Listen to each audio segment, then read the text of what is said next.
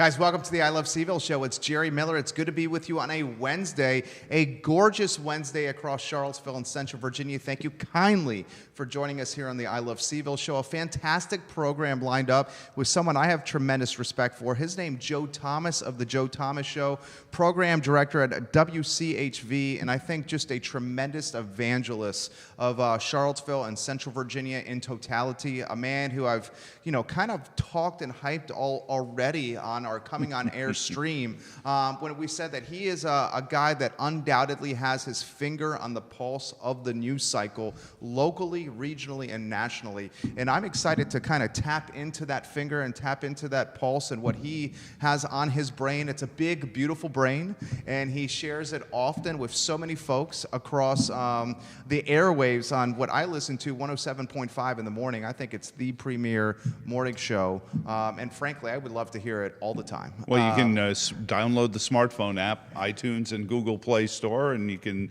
listen anywhere. I've got listeners all the way through Virginia. I've got listeners in South Africa. So. I love it. I love it. Before we go to the studio cam and before we get Joe here, let's thank some of the sponsors that make the program possible. We'll give some love to Intrastate Pest and Service Companies. It's a 4-generation strong business.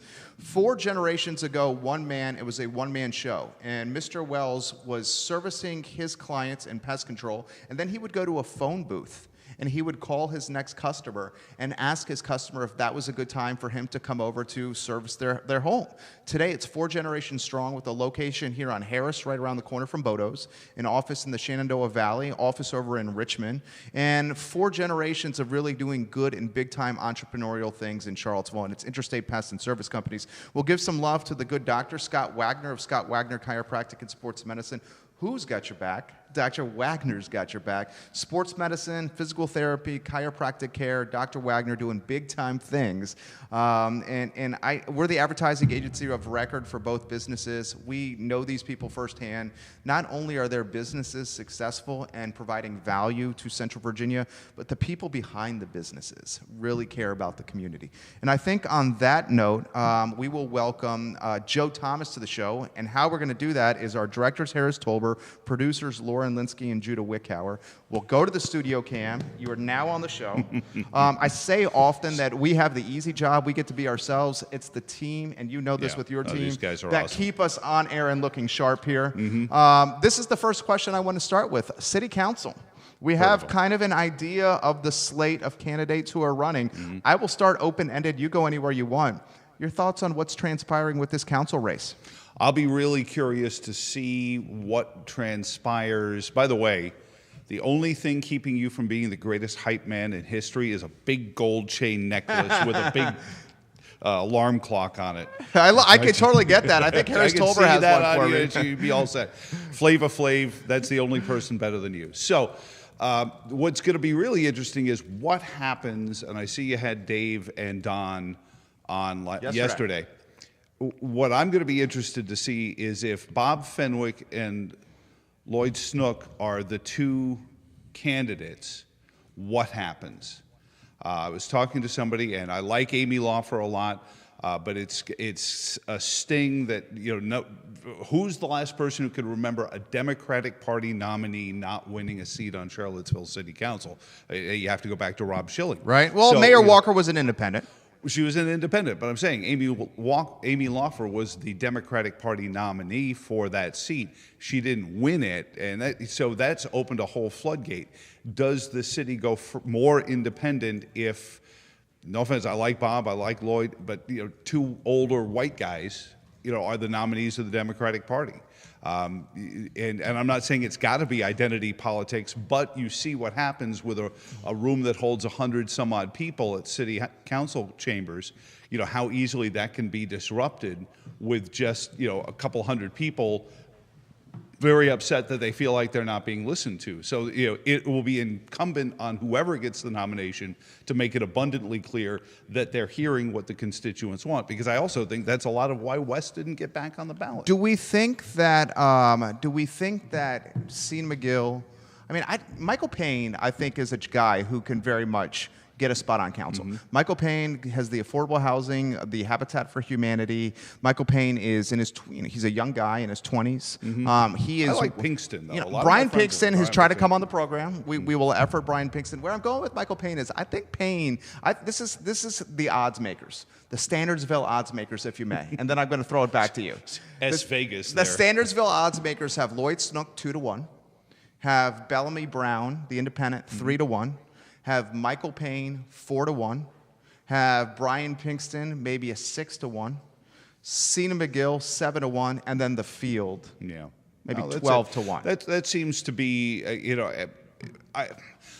what's going to be hard for anyone in this city is after the 2017 riots and everything that transpired after that is coming up with an answer. And you talked about affordable housing, and we got into this quite a bit because the county tomorrow is going to debate affordable housing. It came up a lot during the meals tax debate as well. Right. The problem is, and we went and dug up census numbers. So just in the last 10 years, population in Charlottesville is up 10.6%. Housing units is up 5.6%. So you're seeing already where the law of scarcity comes in. You don't have to be a member of the De Beers family. I think you Everyone knows who the De Beers I think are, you right? used that line on your show this morning. Yeah, I but heard it it's- this morning in the 8 o'clock hour. Yeah, you got to recycle stuff. So, the De Beers are the diamond people. But, the law of scarcity is if you have more people looking for a smaller population of goods, I mean, if Jerry only has 4 T-shirts, they're going to be pricey. And that's what's happening with our housing. We're not growing in the housing market. We don't have enough inventory. I mean, we had Jeff Leonard, bless his heart, actually was there ready to start building SRO, single-room affordable housing units in the neighborhood where it's needed the most, and the city couldn't even get out of his way to do it. And so that's where I say, don't give me rhetoric about affordable housing. Don't say the city is going to magically show up and wave their magic wand and there will be affordable housing. It's a numbers game. Well, I mean, the biggest issue, and you were talking about this, and correct me with his name, Tim Holbert, is that how I say it? Yep. Tim Holbert, former CEO of the Charlottesville Chamber of Commerce. We were talking, I was listening to you guys, I listen to you often, and we were talking about the affordable housing crisis in Charlottesville, had Mayor Walker on this program, and she said it's undoubtedly an affordable housing crisis. But that's a word. That's an empty phrase. Well, here's though. the That issue. doesn't mean- Here's the issue, and I'm going to throw it to you: is 55% of the property in the city of Charlottesville is zoned R1, and an R1 zoning is indicative of single-family detached home. So when over half the housing stock in our little city, which is 10.27 square miles, is zoned for single-family housing, that's going to create an issue. And why it's going to create an issue is because it really impacts the opportunity of density, density that we can have from a housing standpoint. We also have rules and regulations regarding occupancy. I mean, you go back to the Depression, and I'm not saying we're in the Depression, but you look to the Depression or when the Vietnamese immigration was going on in the 70s, and you would have whole families living in a 2-bedroom apartment above the shop they owned. And trust me, I grew up in Queens.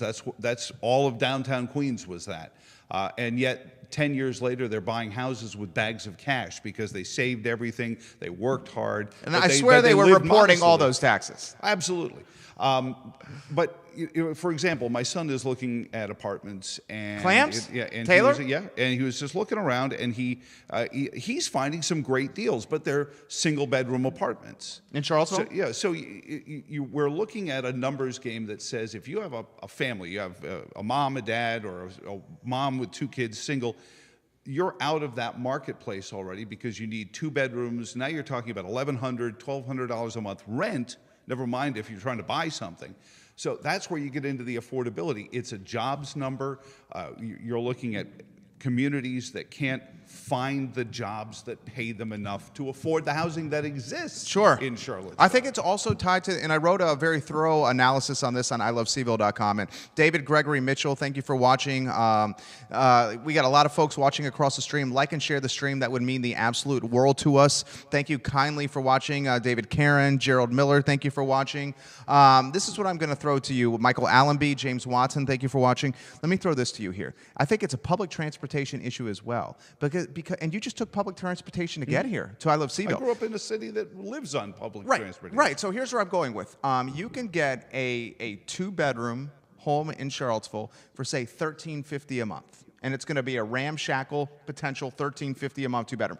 Or you can go to a Fluvanna in Orange and Louisa and get a really nice 2-bedroom, maybe a 3-bedroom for $7.50 a month. And then you can legitimately bank $600 a month in rent savings. However, because the public transportation system is not as robust or reliable as it should be, that $600 or $700 a month that you're saving in rent is going into a car. Fuel, wear and tear in a vehicle. So where I'm going with this is, Joe, if the public transportation system was more robust, was more approachable and more reliable, and people that were living in Louisa, Fluvanna, and Orange, who were then commuting to the epicenter of employment, which is the city of Charlottesville, if they could rely on affordable and reliable and consistent public transportation, then this would help solve the affordable housing crisis. But the density issue is what always comes into people. Our friend Neil Williamson has a great expression, NIMBY. Well, he didn't invent it, but he loves it. Not in my backyard. Right, exactly. There was a fellow who owns two blocks by right, could have developed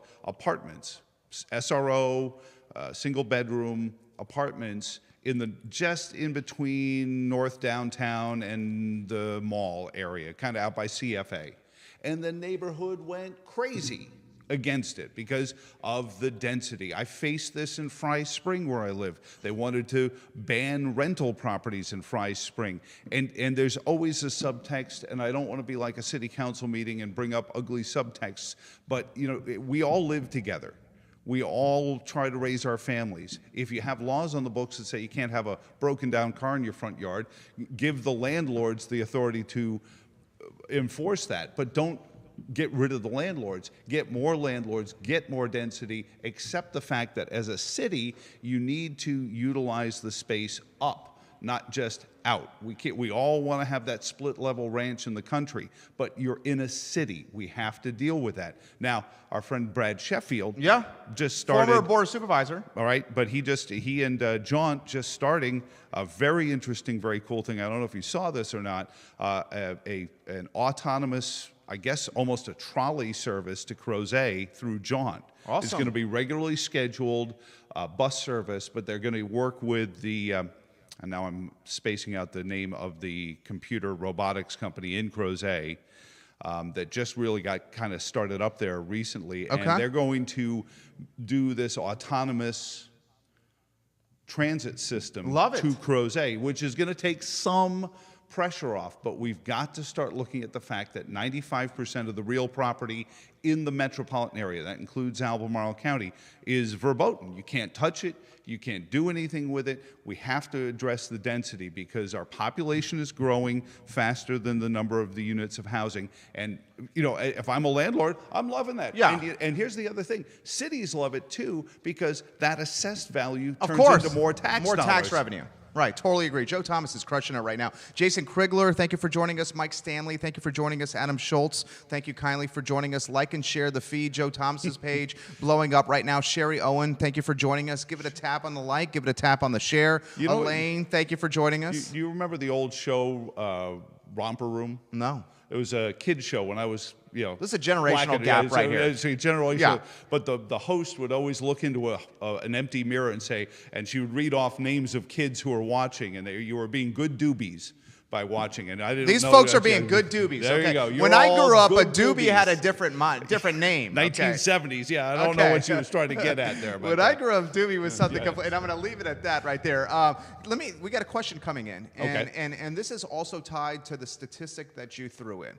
I want you to relay the statistic that you threw on your show in the 8 o'clock hour, and I'll jog your memory by saying, the population increase with population increase with how the housing is increased, the housing stock has increased. It's a startling statistic. Well, and then here's the question. Okay. This question from Twitter, Joe. So what would you do if you were on council?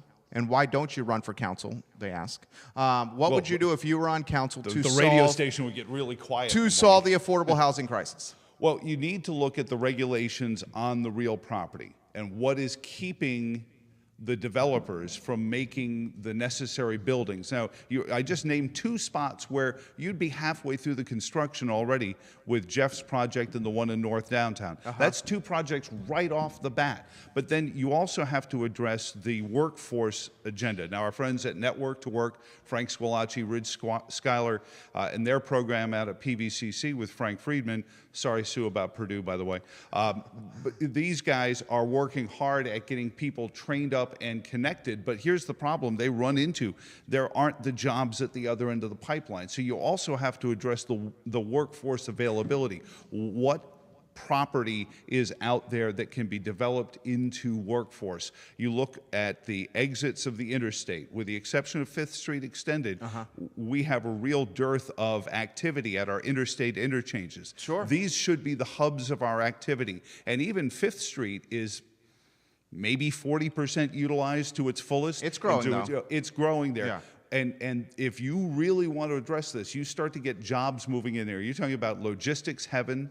You look at, and I'm not saying we have to become like Interstate 81 in Pennsylvania with big logistics centers, but you've got manufacturing that would love to be on one interstate and then in intrastate US 29. So you've got that area there. That was something Brad was trying to get ready, which is a pad-ready development plan in the county, because the county and city have to work together on this. Which they're really not. Yeah, they're not. Yeah. But they have such an amazing opportunity through the revenue sharing agreement and all the things that it started. It forced the city and county to do together. We were just in Martinsville a couple of weeks ago for the races. I talked to one of their city councilors. They're going to vote on reversion. They want to give up being a city because they can't do it anymore. So they're going to wave the white flag and become just the town of Martinsville in Henry County because they want to fold into the county. That's because smart. they fall behind. They're $2 million behind at the start every year. Right. So, but there's a political strength that you have to have. You have to be able to convince the landowners. If you have an empty piece of property, how do you convince that property owner to use it, to utilize it, to get jobs on it, to be ready for it? What support do they need? What tax breaks? We have to stop vilifying tax breaks. The governor's out there saying, I'm not going to use internet sales tax to pay Amazon like he's Alexandria Ocasio-Cortez. You're not paying them. You're actually just not charging them. It would be like you saying, oh, Joe, I'm going to give you that T-shirt on the wall, and you're going to act like you're paying me with it. You're just not charging me for it. That's all it is, but it's the way they phrase it to make it like it's a populist thing, like, oh, why are we paying Amazon money to move into Virginia? We're not. We're saying our taxes are too damn high, and we're giving them a break on it. Maybe we should think about it's a no-brainer. Don't say no-brainer in politicians. It's a no-brainer. Let's turn that into a sizzle reel, Harris. My question about how he would solve it all the way through there, because I think that was fire. More questions coming in. We will get to them shortly. Tim Ryan, thank you for watching in Crozet. If any Chris of the questions Turner in are, Richmond watching. what Grace the hell is he watching talking in about? Louisa. Let me throw this to you here. 3 spots open. Okay. Okay. Signer's not running. Bellamy's not running. Kathy Gallivan's running for Toscano's seat and is going toe-to-toe with Sally Hudson. We'll talk about that shortly. Your crystal ball prediction of the 3 open seats, who's going to win and why? This is a sizzle reel waiting to happen, Harris Tolber. I like Bellamy Brown's chances, and it's because of the independent wave. I'm not saying I like policy-wise. Don't very misunderstandify. Yeah. But I like the fact that as little as I know about Pinkston, a lot of people I hold in esteem tell me he's a good guy. Okay. And of the others, you know, Snook is... You really don't think Payne's has a chance?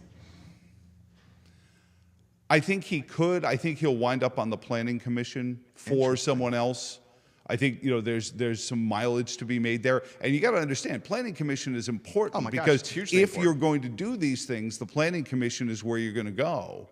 And that's a big position in a town that's organized through 16 layers of bureaucracy to even get to a city councilor. That's a sizzle reel. Sizzle reel waiting to happen right there. I think it's going to be... Should I have said Buddy Weber and Mike Ferruggio? Even though they won't... Buddy, Mike, please, one more time. I think it's going to be Bellamy Brown, Lloyd Snook, and Michael Payne.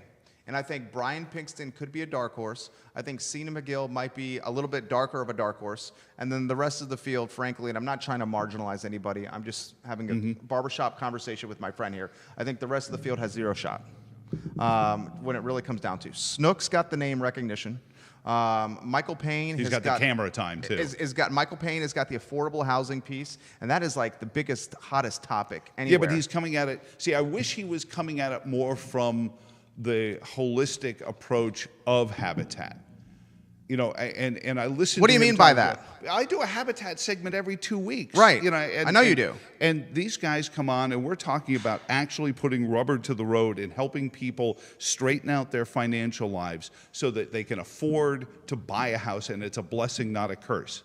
So you to hear somebody just sort of address affordable housing in the typical politician football way, I would like to hear him use the habitat experiences he's had more. Playing devil's advocate with you. He is the only one of the folks running for council so far that's legitimately talked like micro specifics, like literally topics. All the other ones, and just spitballing, all the other ones are running on brand recognition and resume recognition. This one is literally saying affordable housing. This is what I want to do. This is my background. Affordable housing. This. If he would come out and say, we need to start building more housing for people, and we need to have jobs for them to have, because that's one of the biggest challenges at Habitat, is that when they meet the folks who apply to be a Habitat family, it's, do you have the job skills training? Now, another thing, Habitat, Dan Rosenzweig, who was planning commissioner for a while. So this is he's a great guy. Dan, know him well, and Peter and the folks there have started to work with the Network to Work folks to take the families who are coming into Habitat, connect them through Network to Work at PVCC and Ridge, and try to come up with better answers. But if all we're doing is developing new shopping centers and new retail, every time I hear mixed-use development as the big new thing, oh, we've got big new deal, big mixed-use development, I want to scream, because that's just more minimum wage jobs. We've got to start developing career ladder jobs, like the robotics company that I can't remember. In Crozet. Yeah, Perrone Robotics. Tom Borelli, thank you for joining us here on the show. Carol Schwab Barnett, thank you for joining us on the program. Susie Campbell-Thomas, is that kin to you? Thank you for joining us. Carol Schwab Barnett says, put Joe in charge, damn it. Well, and Tom knows a thing or two about television. He works for Conservative Review. So, okay. So we will judge us kindly, Tom. We will segue from City Council with Joe Thomas to, let's talk Kathy Galvin and Sally Hudson. And Kathy Galvin's coming on the show tomorrow, right here on the I Love CVille Show. Sally Hudson's campaign headquarters is on the second floor of this building, tenant of ours. And where I'm going with this is you, and I'm going to set the stage, and then throw it to you, and I'm going to get out of the way.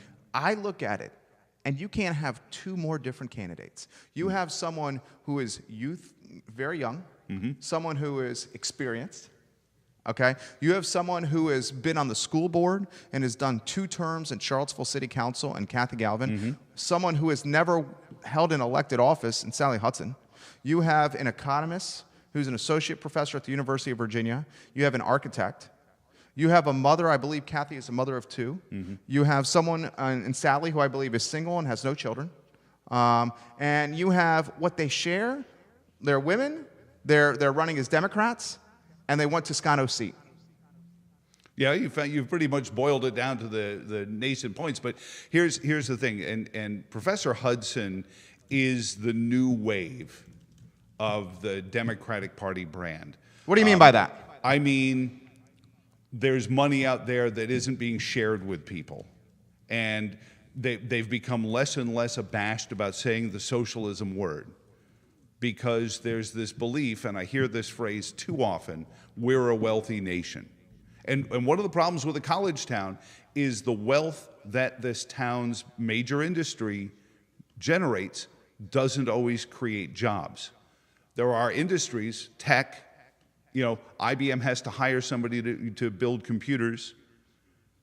Apple has to hire somebody to build iPhones, sometimes in this country. And so that wealth that Silicon Valley creates, 90% of it creates wealth for more than one person. When Edison was wiring the country for electric, he was creating career ladder jobs for the people working on the lines. When Ford was building his first Model Ts, he was creating careers for his workforce. A university, what is a professor have one assistant? So you're seeing people who are earning good money, but they're not generating wealth. So when the Board of Supervisors, and I can't remember whether it was Dill or Randolph, it doesn't matter, neither of them are running for re-election, said we shouldn't worry about economic development, we have the university. Well, you're damning us to making sandwiches for their lunch meetings and doing their dry cleaning, and that's not career ladder jobs. Heck, we can't even keep the dry cleaners in business with Browns going out. The biggest economic story is that we managed to fill an empty chain store with Goodwill. Goodwill Industries, so a company whose whole business model is reselling secondhand stuff to poor people is our biggest growth industry. If this isn't a klaxon that you've got a big economic problem. So Professor Hudson is coming from the world of there are wealthy people out there, we should be getting this money and sharing it with everybody. Kathy Galvin, when I first met Kathy, I was hopeful that here was, maybe the last conservative-thinking, business-minded Democrat before, they closed the door on him. But then matters forced her hand on city council. And I'm not saying this to be damning. I'm saying that I always felt like there was unfulfilled potential in Kathy Galvin on city council. So maybe it was just an overwhelming number or not. But it's a Faustian choice between the two. I know Kathy better than I know Professor Hudson, but I can't sit there and say I think either one is going to be somebody I'm going to say, wow, I'm proud I voted for them. I think Kathy is going to administer the district closer to what David did. If you like the way David Toscano administered his representation of the 57th, then vote for Kathy, because she's going to do it mostly like Dave. And Sally would represent how? She's going to be more like to take a pop culture reference, the Alexandria Ocasio-Cortez style. There you go. Sizzle reel that. Call it Hudson and Galvin right there. Kathy Galvin joining us on the show tomorrow. I think and you're going to play this for her, no, aren't you? I'm not going to play it for her. That's why she doesn't return my emails. One of them's watching right now. Literally, one of them is watching right now. Okay. Professor Hudson. Yeah, right? Yes. I mean, they're constantly watching. I mean, so what I like about you is I can say this. You can't say stuff like this on your show. You're a no bullshit guy. I say things close to that. Okay, you cut to the chase. You realize that our time is our most precious commodity, so why beat around the bush? But we agree on so many things. My neighbor is the chairman of the Charlottesville Democratic Party, and she and I agree on so many things. Why are we sitting here like it's like the old days where I grew up? You're a Ranger fan, you're an Islander fan. I can't hang out with you. I can't. It's the Capulets and the.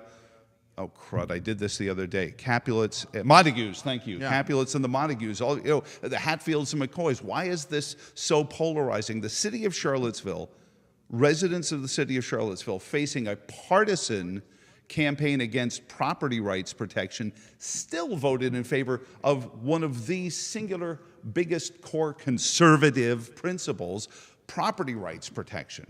60-40, despite having one political party actively campaigning against it. We agree on so much stuff. Why are we sitting here having these fights? We talked about this off air. What happened to the progressive Republican and the conservative Democrat? The seats became too important. The seats became too important. Like JFK's mindset.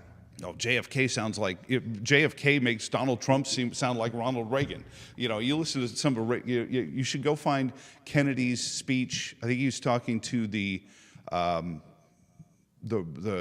newspaper guild or whatever it is, and he's talking about the out of work reporter for the Washington Post named Karl Marx, and how he sat in a coffee shop watching guys going to work, thinking, "Boy, that's terrible." Sitting there.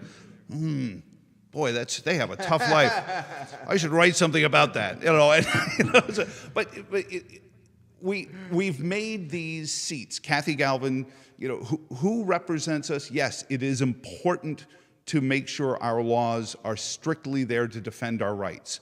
But we the people have done it. We have started to ask the elected officials to do more things for us.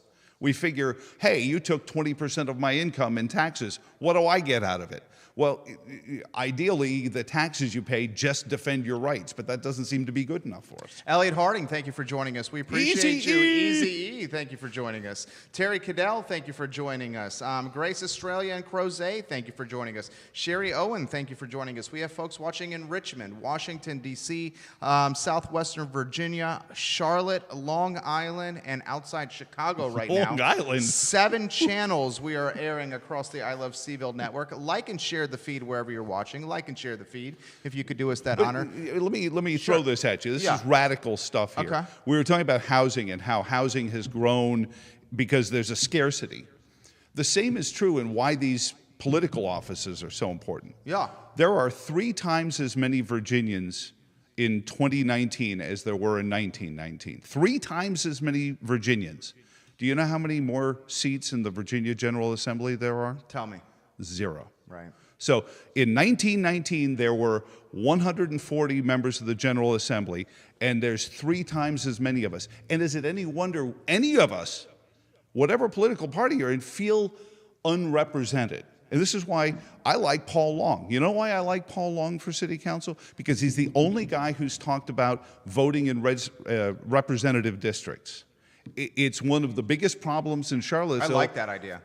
But it's not just Charlottesville. We have 1/3, and yes, that means we should have almost 400 members of the General Assembly. I don't care if it means you get closer to your representative so that the representative of Albemarle County is more closely associated to Albemarle County or Harrisonburg or wherever it is. And yes, it means we would have a whole lot more members of the U.S. House of Representatives too, because, and then the Electoral College changes too. Everyone's hot and bothered about the Electoral College. If you had an appropriate number of congressional seats, 3 times as many as we have, was that 1,300 some odd electoral seats?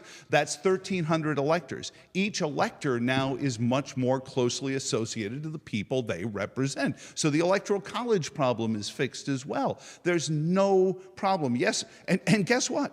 With more elected officials, we can rein in the bureaucracy because with too few... a lot less would get done. Sizzle reel this. Start with the history of Virginia with the 1919, because I thought that was a fantastic factoid. Harris Tolber, our director, that's who we're talking to with the sizzle reel. And we're going to work him in here shortly. He's a Western Albemarle graduate. We want to talk about the Confederate flag situation that's going on in Albemarle County schools. There's an issue with Confederate flags? I want to get his Shocked take. I am. I want to get his take on this. We'll get Harris's take as someone relatively, he's, what are you, 23, Harris? He's 23 years old? Just turned 24 years old, so it's still very fresh with him. If you had that many delegates, though, and I get what you're saying, I really like Paul Long. I respect his courage. I respect the vulnerability that comes for running for elected position. I respect the gumption. But he has no chance of winning a spot on council. Well, he's got my vote. Now, and I'm going to talk about, until somebody else for the city council starts talking about representative districts. And that's what I want to talk about with you. The representative districts is a brilliant idea. I'm a huge fan of representative I won West districts. Bellamy over with it. I'm a huge fan of this. I think there should be, we could take the city, we can carve it into, you can carve it into Fifeville, you can carve it into maybe Belmont, North Downtown as a district. You can take the UVA, Rugby as a district. I think it's a brilliant idea. Well, and each one of them, and so what you would wind up having, and you could still keep some at large. I mean, there's people who just love the idea of at large. But if you did 4 and 2, and I'm a big fan of even numbers, here's why. Okay. A tie goes to the citizens. So if you can't get a plurality, if you can't get a majority of your even numbers, then nothing happens. It's a 0. It's like everyone voted against it. And I think that's something we also need. But if you went 4 representative districts and 2 at-large, the at-large people would still be happy, but then you would have 6 people represented. You can't have 6. Why not? Because then you'd have deadlock with a 3-3. Yeah, you have to have an deadlock odd is number. good. You have to have an odd number. No, you don't. I'm fine with a 5 and a 2 or a 4 and a 3. You can't have an even number. I think even numbers are great. Then what Albemarle happens County if it's a has 3-3 tie? nothing. Then nothing gets done. If there's a proposal saying we're going to take Jerry Miller's shirt and make it green, Yeah. and 3 people say yes, let's make Jerry Miller's shirt green, and 3 people say and then no, you're just saying you're- it's a push and nothing gets done. Yes, That's not- it that's can't where work that way. I thought you said It you were a works that- libertarian. I am a libertarian, but in that's that where scenario, liberty lives. and The that's- less government does, the better. I totally agree with that. But at that same time, so much ineffective government would happen. There are certain Why? times where votes need to become reality. But you see, if the state house can't decide on something and the city council can't, maybe your community can decide on it. See, this is where it all goes back down to the most local level, because that's where consensus can be built. Why? And in a Dillon rule state, I get the Constitution says Richmond rule, yeah. Richmond has to make the decisions on the big stuff. But when it comes down to should there be a traffic light at the exit ramp from the southbound bypass to Fontaine Avenue, or a 3-way stop or a traffic circle, why does this have to be something that gets pushed off here? That should be something that could be dealt with locally and finished off and dealt with. And yes, ties are good, because government that governs less governs the best. Just getting to a budget. You look at how the U.S. House of Representatives, that's an odd number. When was the last time they elected a budget? They actually voted for, ratified, and sent a budget to the president to be signed. Tom Perriello was representing the 5th District the last time that happened, folks. And they've just been adding 5% in every continuing resolution since then. Keaton Miller, thank you for joining us. Joe Thomas is on fire right now. I love it. David Tuck, thank you for joining us. Like and share the feed wherever you're watching. 7 channels across the I Love CVille network. John Gilmer, watching in Crozet, says he absolutely loves this show right now. We have a good dynamic. I'm going to throw this to you here. We'll segue to a topic that I want to get to. You've covered it very well on your show. The superintendent of schools, Albemarle County, Dr. Haas. Matthew Haas, yes. He has banned the ability for students to wear a Confederate flag or other monikers. To be fair, what he banned was disruptive speech, Yeah, right. and that's the problem with his policy. But he had to do it in a broad brush to be able to accommodate different swastikas, Confederate flags, whatever it may be. Okay, we'll set the stage. Okay, so a young man or a young woman cannot go to Western Albemarle High School, and we'll get Harris Tolber, who graduated from Western Albemarle. He's our director of this program, in the mix here shortly. A young man or a young woman, whether it's in middle school, elementary school, high school, and Albemarle County schools, cannot show up at school, on grounds, outside the school, on the bus, in the gymnasium, in the hallway, wearing, and we'll say the one example that's out there, the Confederate flag. A number of students, and you informed us of 2. The one that got the most attention was the hat. Right, at Western, got sent home. And got sent home at Western But Albemarle I High don't School. even think that's the most egregious case. I have a parent who told me that his 2 middle schoolers. So Yeah, you're you gonna told me go- this. We'll set the stage. Yeah. Hold that one here. This is where I'm going to stand here, and then I want to get your take. I'll go, you go, and we'll get Harrison. Okay. So, pardon the interruption for politics. I love it. I love it here. So I think I have to be Michael Wilbon. a school is a safe zone. A school is an opportunity where teenagers, whether it's, let's use the high school situation. A high school situation, teenagers walk in the hallways, and they are in a safe zone where they can feel comfortable, and they can broaden their intellect, and they can open up their mind to perspectives that they didn't consider. When they, whether it's a white person, a Latino, an African American, when they see a moniker like a Confederate flag or a swastika or a hate speech being worn by a fellow student, that is going to interrupt their safe zone in the school and could potentially then make it about, oh, I need to stand strong. I need to be defensive. I need to set up the walls around my brain. I need to not showcase my vulnerability, because if I do showcase my vulnerability, this person here who clearly is opposed to what I look like, is going to potentially erode me and potentially hurt me and potentially chisel down that brick wall that I have that's protecting my insides, my vulnerabilities here. So I think in a school, Dr. Haas made the right call.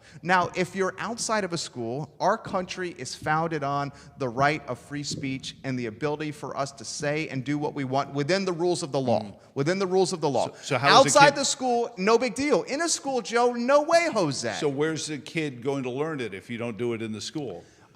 He can learn it in the... Okay. So your premise is that a word is going to hurt somebody. Remember, there used to be 7 words we can't say on the radio. Yeah. And we don't have those rules here. That's right. So when George Carlin did his routine on the 7 words you can't say on television, which, by the way, do we all remember the 7 words? Can I? You can say anything you want here. Shit, piss, fuck, cunt, cocksucker, motherfucker, and tits. Yeah. And of course, and then George's routine was all based on, and tits doesn't even belong on the list. It sounds like a snack. But it was pointed out how ridiculous it was, and George nails it with this when he says there are bad intentions, there are bad feelings, and then there are words. We assign the feelings to the words. We assign something. If somebody is an asshat, he's going to be an asshat if he's wearing a white sheet, a white T-shirt, a white leather jacket. It doesn't make a difference. The asshat is the asshat. What we're doing is we're forcing people to seed their own individual thought. And how are you going to tell somebody when they turn 18, okay, free speech is on now? What are they going to do? They're actually going to be worse because now you've repressed them for 18 years, Joe, and you've never addressed the realities of the difference between actions and words. They can learn this stuff at home from their parents. But they can learn it from their family. They can learn it on the athletic field, just as long as it's not an Albemarle County athletic field. There's two points though, and you raised the issue on the seminal esoteric level. But here's what Dr. Haas really screwed up with. Okay. Because he said it's got to be disruptive speech. Does that mean if a Christian kid goes there and sees a Planned Parenthood T-shirt? It's a big deal right now. A lot of people are upset about Planned Parenthood. So Planned Parenthood T-shirt really triggers a Christian kid and doesn't want to think about kids being aborted. Can he go to Dr. Haas and say, I think the kid wearing the Planned Parenthood... I think that's a stretch. That is a stretch. Why? That is a stretch. Is it more? Answer me this on that is a on manipulation right there. Please, all you people watching right now, that is a stretch. Flood us with, is that a stretch? That or is not? a stretch. That is a stretch. It is not. We'll get Harris Tolber in the mix here. Harris Tolber, your thoughts on? He's a Western Albemarle graduate. What do you think about this, Harris? I think the point that Joe just raised is an interesting topic. I mean, it obviously this is a question that there's a lot of sides to this issue, and I totally get the point that you just mentioned. That's a good one because that's a different issue. That's like where's the boundary? Where's the line at here? What is making this word hurtful to a kid? That's a bigger issue that a school is more apt to be able to handle with a parent, with the resources there. Studio cam. So let me ask you this. I've got a simple fix. If somebody had the intestical fortitude. Yeah. Yes, I didn't misspeak. Intestical fortitude. The intestical fortitude to do this.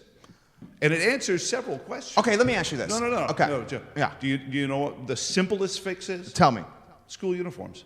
Well, I have no problem with that. Everyone. I love the school uniform idea. Now, Harris, would you? I grew up in a school uniform. Would you want 3 different Albemarle school uniforms, like black shirt and khakis for Monticello, navy blue? I and love the khakis concept for of school Albemarle, uniform. and then royal blue for Western. And look, or what? Let's do this. One? Harris Tolber, you jump in here with your perspective. Give us your take. Cut to the chase and give us your take on this, Tolber, and then throw it back to us. All right, here's my take. All right, so I went to Western, and many times I'd be walking through the halls, and I would see students wearing Confederate flag imagery on their shirts, on their hats.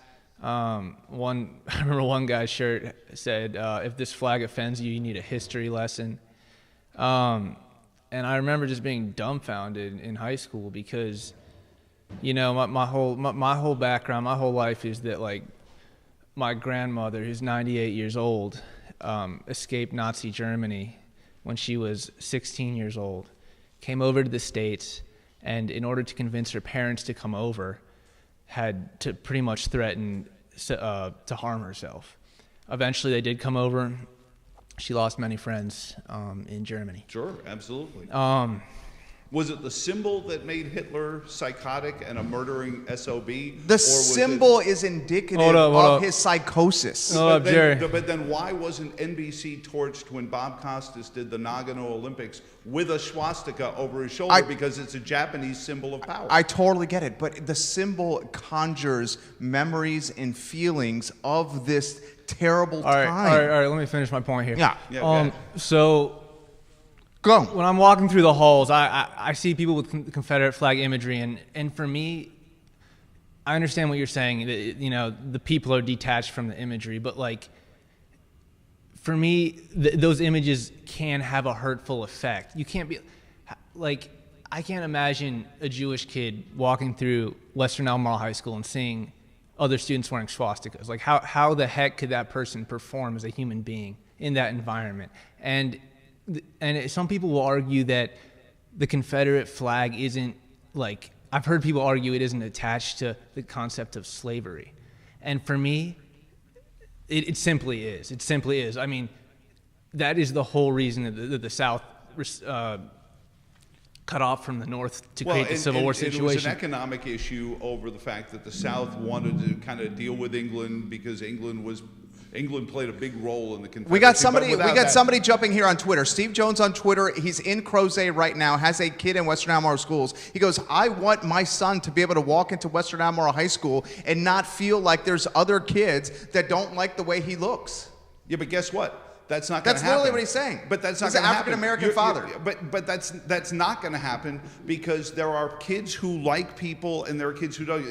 If your kid has a group of friends, there are groups of people who don't like the friends your son or daughter has. I just finished raising a black. I've put 3 kids through Charlottesville High School. I know you have. And guess what? There are the kids they still talk to, kids they don't still talk to. The teenage years are hard enough with the testosterone and the feelings and the hormones that are going through your body. Exacerbating it by pushing down on all these things rather than bringing them out and dealing with them. No, we are not exasperating. What we're doing is we're taking an item out of the equation and making it a little bit more simple. And I think when you go to school, you're already dealing with enough personal issues of, does this person like me? Does this girl like me? Does this guy like me? Am I going to do well in school? I'm stressed about this. Am I going to get into the college I want? My parents are putting too much pressure on me. Am I going to do well in the soccer team this year? Am I going to make tryouts? Why do we need to add another layer of onions, another layer of the onion, another layer of stress to people that are already going through a rite of passage in their life that is extremely difficult?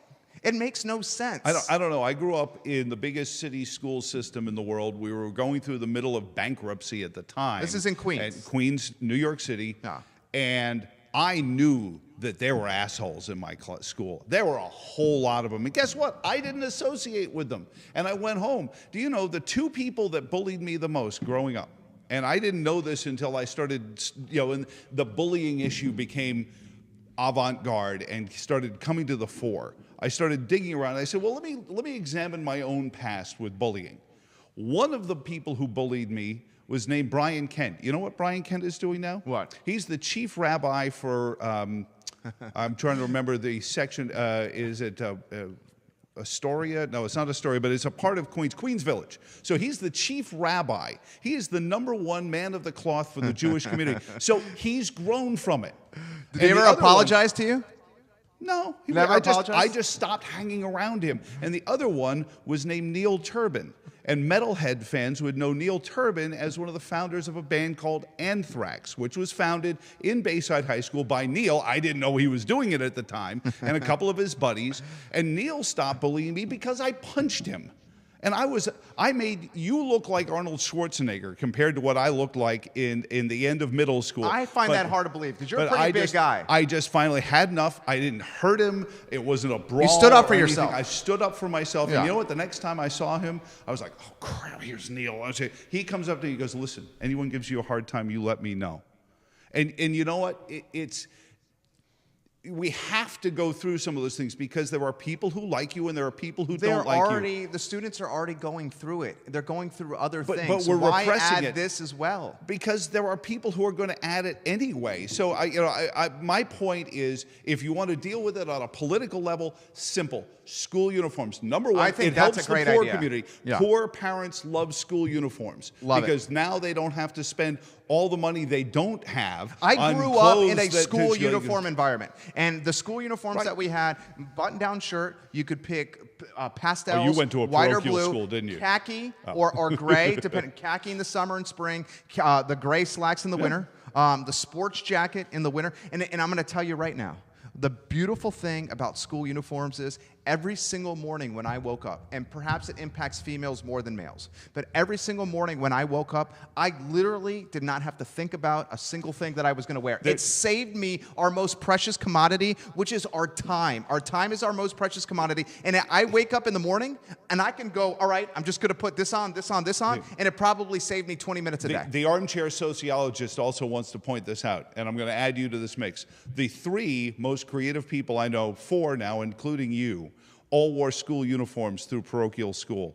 It made things so easy. But it forced, and my simple view on this is an armchair sociologist, and I don't know if there's Don't any they do it fact in to New that. York public schools? I don't know. They didn't when I was there. Okay. But they may have switched to it. And but it forces your individuality to come from in here rather than what am I wearing? Do I have the right shirt on? Or do mom and dad have the money to get me, like, the Wheezy Kicks, or to get me the North Face jacket, or to get me the Brooks Brothers shirt? Right. Okay? So you eliminate that issue and you force.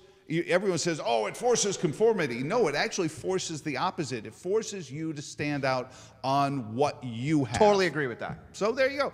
It's a simple fix. See, I think as a society, we're better than having to hide from words and intentions because this all starts with the kid from South Carolina whose drunk loser father spent all his kid's childhood telling him, well, we're poor because them black folks got the quotas. And this kid grew up hearing this. So what does he eventually grow up to do? He shoots up a church in South Carolina. Now, I wish we had learned the lesson from South Carolina. Remember what Charleston did after the church shooting? What was it? They got together, and instead of throwing a tiki torch, a love fest like we had here in Charlottesville where we threw fecal matter at each other, they got together and had a prayer session. The whole city, black, white, Baptist, Catholic, Jew, it didn't make a difference. Everyone got together and they had a community prayer evening that next Sunday after that horrific shooting in Charleston.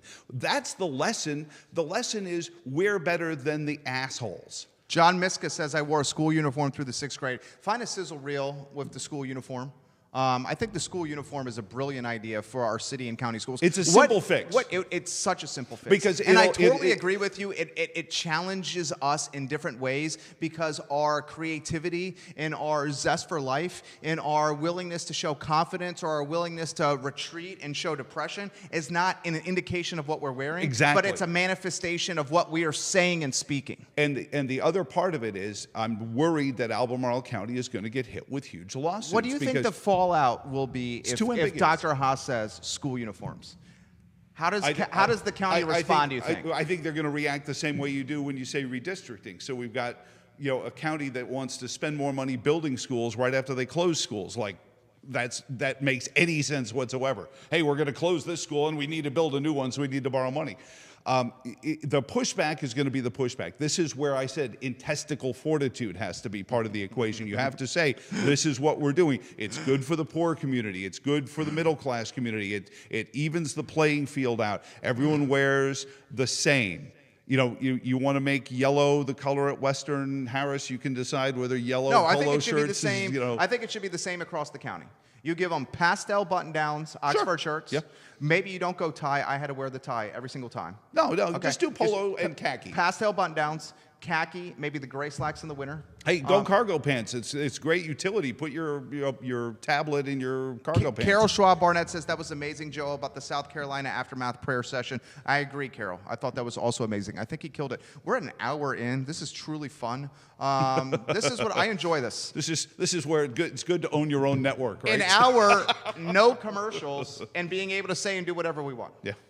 I even did George Carlin's routine. I hope Yeah. nobody was triggered by that. I was surprised by that. Couple of those words, people are like, that's a little aggressive, Joe. That But, was yeah, a little yeah. aggressive. I don't think I've ever gotten that aggressive on the show. I'm going to hear about that from the wife saying, did you really have to say the C word? You know what? See you next Tuesday. That's all I say. I'll see you next Tuesday. Look, this is what Who knew there was an acronym? That's the acronym for it. Harris Tolber. We're going to say, Harris, very quickly what you learned or what you want to take from the show, and then throw it back to us for Joe to have a final word. Oh, you didn't tell me there was a test at the end of this. I apologize, Harris. We're gonna give you a sizzle reel opportunity for you to connect with the audience at the end. It's basically. I presume that's a good thing. It is a good thing. You're doing great today. This and gray then I'll stuff close is it not out. a rinse. Harris, what'd you learn today? Well, I want to make 2 points, and I just want to hear your analysis of them. One, the first thing is, Joe, I agree with what you said about the prayer session, and I kind of have a hot take that I want to ask you about, Jerry, as well, and it has to do with A12, and essentially it's and I don't want to marginalize at all the brave, amazing people who went down to, on that day to. And I was one of them. So exactly. My initial thought when I heard that these radical people were coming to town was, everyone was saying, "Oh, I'm going to go down there. I'm going to stand up." And my thought was like, their only goal is to put themselves in the national spotlight. If we all go down there on this day, we're giving them exactly what they want. If we wait a week and all go down and have an anti rally when they're gone, that's like 20 times the size of their little parade, we save the violence. We don't put the national spotlight that they desperately want on them. They're just a tree falling alone in the woods. That's a great point. So what's your thought about that? Go, Joe Thomas, and I'll give some opinion on that. No, he's absolutely right. I mean, you actually play into the street theater that guys like David Duke wanted. David Duke had been an irrelevancy until we started to make this racial issue off of Charleston. See, this starts with Charleston. Then the city councilors, Kristen Sakos and West Bellamy, decided to make it a political issue with our Confederate. It had nothing to do with us until our city councilors started to say, well, maybe we should ban our Confederate symbols, because that was what made the kid in South Carolina, in their mind, made him go bad. It had nothing to do with his dad blaming his poverty not on being a drunk loser. And that's a hard thing to do. I mean, it's a hard thing to accept blame for your own failings, especially in the eyes of your kids. But when we had to make it about us and the Lee and Jackson statues, that's when then Bella's happens. The owner of Bella's says that Doug Muir. Yep, Douglas Muir. He says that Black Lives Matter behaves like the fascists, and West Bellamy decides to use his city council seat to threaten a local business, Bell's Restaurant. And I may actually do election night coverage live from Bella's just Well, to it's be not Bella's just to be. anymore. I know. Douglas sold it. I know, but the point I was making is that we had to make it about us. If it was just Charleston and just this shooting, why did we were the only city that went out of our way to make it about us? And that's where I think your point is exactly taken. Just have a prayer meeting, show solidarity, show love. Go and have a prayer session. Send a GoFundMe page to him. Here's my counter, and then we got to close because we got another show coming up, and I want to give him a final word. My counter to that is why I went down there was for 2 reasons. A, I own the lion's share of this building. Okay, and I wanted to make sure my investment was protected. Mm-hmm. B, and you can probably appreciate this as a father. You're a father of 3, Is that right? Yep. I'm a father of 1. Okay, and I wanted to, when my son gets to AP US History and he reads about this in the textbook, I wanted to say, Dad was there. Well, and that can was offer this perspective. You were there covering it as a journalist. For the same reason. You For had the to be same there reason. but also as a professionally. You had to be there. But I wanted somebody telling the story from the perspective, because we have, and conservative and left-wing talk show hosts and commentators are horrible at this. If I hear another person who's never been to Charlottesville tell me what was going on in Charlottesville, I'm going to lose my lunch. Right. So I was there. I've seen it. Right. And then here's my final point on this. I understand Harris's point about if no one went there, and these Nazis and these racists were just walking around the street, they would lose momentum and then they would go away. The reality is this, is you had the Antifa and then you had the other side, okay? People were going to be there regardless if no one in Charlottesville showed up. Yeah. The majority of the people there, I'm going to reiterate it again, the majority of the people there that were doing nasty, evil, sinful behavior were not from Charlottesville, Virginia. Nope. So regardless if Charlottesville never came to this situation on 8/12, right outside this building, regardless, there still would have been hundreds of people there. Freaking Fields drove, 8 hours from Ohio to spend the rest of his life in jail. Yep. Here's the thing I teach my kids, and I didn't need August 12th, 2017 to teach them this. If you define yourself, and this kind of goes into the school uniform thing, and this can be my closing thought. This is sizzle reel. If you define yourself by other people, you're always going to be behind the curve. You have to figure out who you are. You have to figure out what you're good at, what you're the best at, and go do it. And don't worry about a single other soul. And this comes from a city, I grew up in a city where you couldn't escape other people. There's 8 million people in Queens alone. So, the idea of individuality, we all had it because we were surrounded by people all the time. You couldn't define yourself by what the guy next to you on the subway was thinking or doing or wearing. Don't define yourself by what other people say, think, or wear. Define yourself by who you are. Love it. I love it. Sizzle reel that. That was fire. Enjoyed it. It was fun. It's always fun, Jerry. Always fun. We close the show the same way every single time, guys. And we have What's Barking Local coming up on the I Love CVille network at 3 o'clock, so about 90 minutes. So the team is going to be up against the gun. With What's Barking Local at 3 o'clock, we spotlight the phenomenal animal community in Central Virginia. So make sure you tune in to us at 3 o'clock with that show. We close the show the same way. Guys, if you give more than you take, you'll make our community better and you'll probably win in the end. That's the entire mission of I Love CVille. We are social entrepreneurs, conscious capitalists. We run a for-profit business that is focused on giving more than we take, leaving our community better than when we first arrived. And guys, 11 years in May, 11 years of tenure in May, and the business is doing better than ever because of this mission. And then the final way we close is with the golden rule. I'm not going to make this about religion, but I am going to make this about treating others as you want to be treated yourself. Walk around Charlottesville, Albemarle County, and Central Virginia and embody the golden rule. Literally treat others as you want to be treated yourself, and watch the viral impact it will have across our community, and watch as your friends, your family, the strangers around you start feeling those vibes that you're putting into the ecosystem. And if we all do this, Charlottesville will be better.